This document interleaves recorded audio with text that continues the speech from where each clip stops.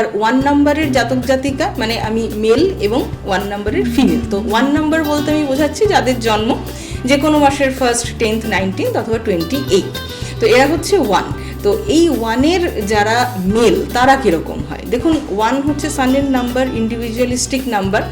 1-এর যারা মেল হন তাদের সে পার্টনার হতে পারে, আপনার হাজব্যান্ড হতে পারে, তারা একটু ডিমান্ডিং হন।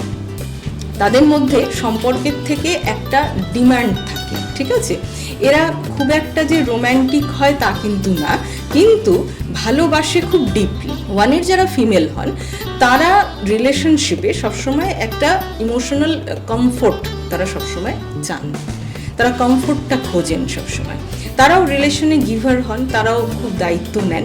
কিন্তু অনেক সময় যারা 1 ফিমেল হয় দেখা যায় যে তারা ঠিক যেভাবে নিজের জীবনটাকে দেখছেন বা ভাবছেন বা পার্টনারের মধ্যে যে গুণাগুণগুলো চাইছেন, অনেক সময় কার্যক্ষেত্রে এদের পার্টনারের মধ্যে সেটা পুরোটা তাদের চাহিদা অনুযায়ী মেলে না।